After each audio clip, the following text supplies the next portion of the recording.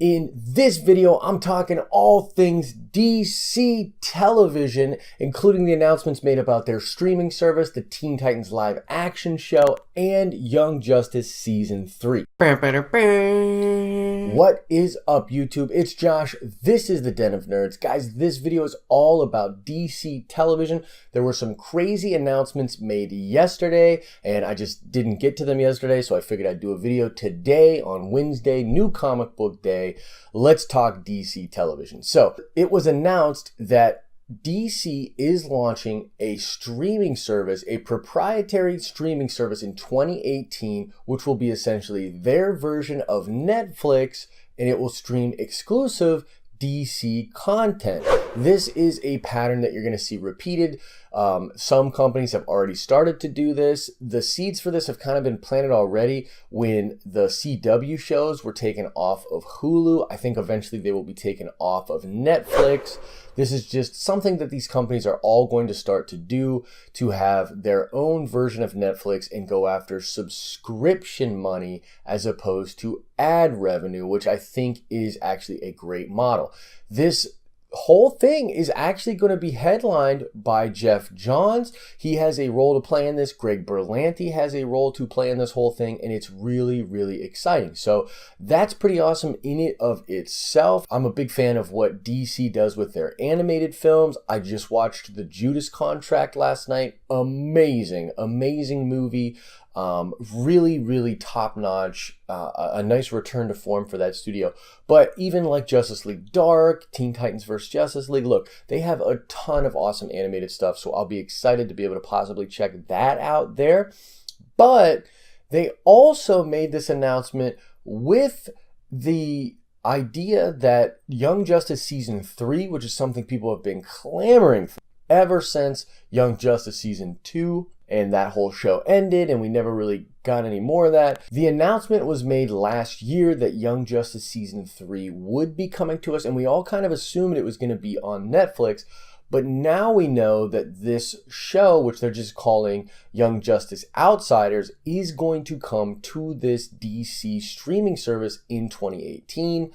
This is really, really cool news. I mean, first of all, this means that it'll probably have a pretty awesome budget and probably be a great show. They're not going to do something crappy to launch this streaming service. They want people to subscribe, and they want word of mouth for this thing to be really good. So that sounds pretty amazing. But also, it was announced that a live action Teen Titans show will also be debuting on the streaming service in 2018. Now, the production of a Teen Titans show has been in the news for like at least 2 years. I remember 2 years ago, Nerdist did a report about the show that was going to possibly come to TNT, and they had exclusive look at the pilot script, and they knew who the characters were going to be and everything like that.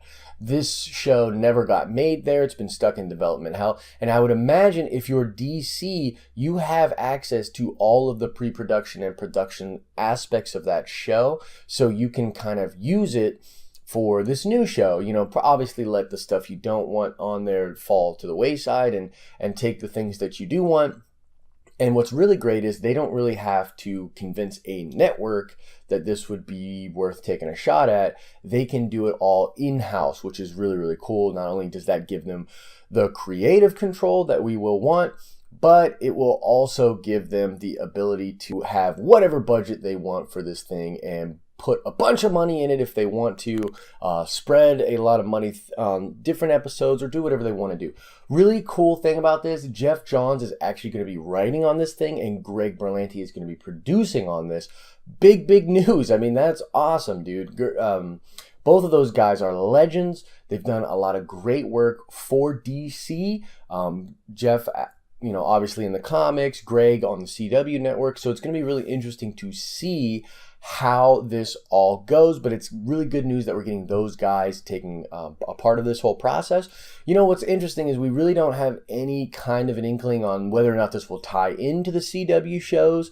You know, this whole concept of a multiverse has been something that I've been hearing about. Maybe DC, even with their their television and their movies. They have the potential to do multiverse. This is something Kevin Smith has talked a lot about. It would be really cool to see them at least possibly do this with the Teen Titans show and, you know, maybe the movies and beyond that. But as of right now, we really have no idea if it's going to tie into the CW shows whatsoever. But either way, this is really, really cool news. So I wanted to cover it, even though there's not a ton of stuff to be able to talk about right now. I mean, the TNT show was, you know, I don't know how much of that's going to carry over. Nerdist, when they were reporting Barbara Gordon kind of as an oracle in the wheelchair. They were reporting Corey Starfire. They were reporting Dick Grayson, who would have been Robin at the time.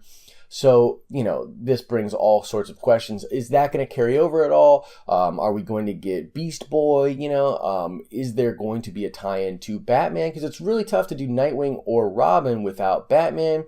Batman is a character that has really not been introduced in the CW shows at all. I don't know if that has to do with Gotham or not, but he hasn't been introduced at all on these shows. He was kind of teased in Supergirl, which is kind of cool. She has a line talking about her cousin had worked with a vigilante a lot and referring to vigilantes. So we all thought that was a nod to Batman. It would be interesting to see Batman show up on these, you know, CW universe, DC television things, but to be quite honest, they've been doing pretty well without him.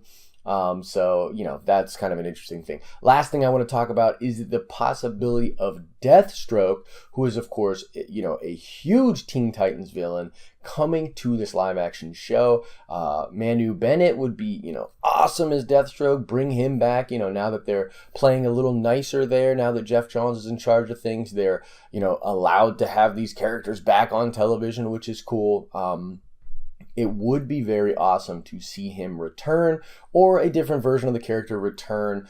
You know, just in general, having Deathstroke back in DC television would be amazing. So I'm very much looking forward to that. I think we're going to get a bunch of information about this whole thing dropped at Comic-Con later this year. So the news towards the end of the year for comic book stuff is going to be crazy. So I'm very, very excited to get more information. And when I get that information, I will pass it along to you guys.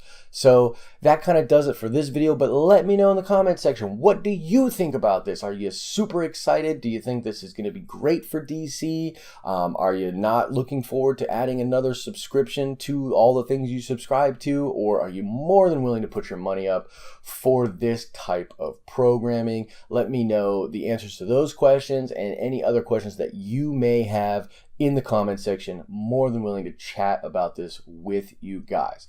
As I always say, I hope you are having an awesome and nerdy day. See ya!